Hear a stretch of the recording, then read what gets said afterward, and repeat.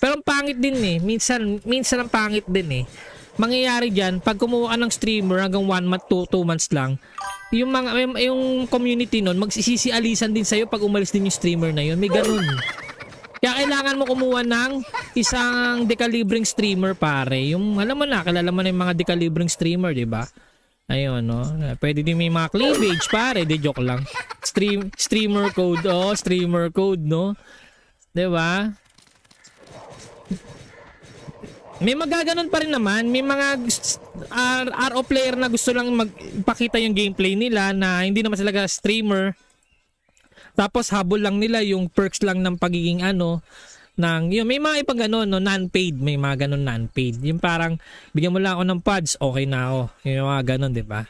In-game perks may ganon, 'di ba? Pero tayo kasi syempre kailangan din natin yung ano, 'di ba? So ako pag magtatayo ko ng Ragnarok online, kukuha lang ako ng isang streamer na bigatin. Tapos kahit mga mga katulad natin, no, Boss Charmbis, mga katulad nating streamer.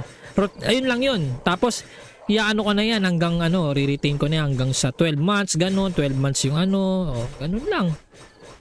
Ano tayo, pre, yung streamer natin ano, quarterly, no?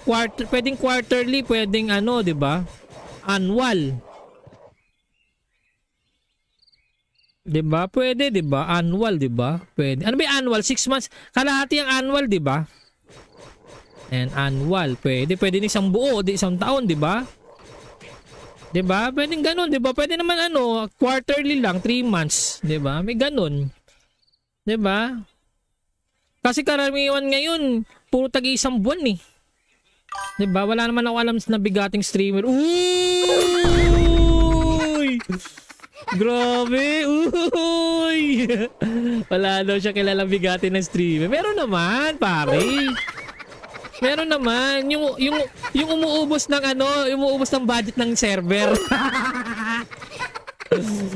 Grabe.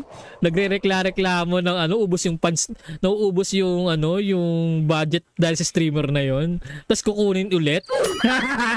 Sino ba? Nani? Di ko alam, bro. Sino ba? Sino ba mga bigating streamer? Wala akong kilala, pre. Grabe ka naman, pre. Drop name page nga eh. Wala tayo na drop name. Raketa Panchi.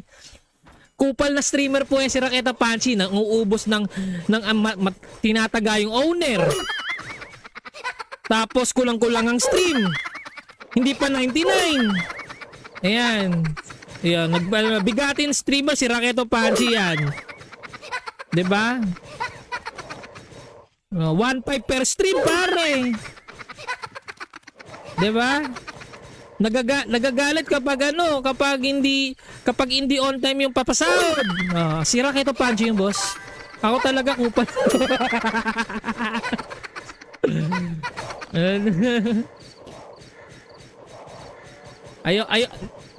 Akin na lang yung boss. Ayoko nang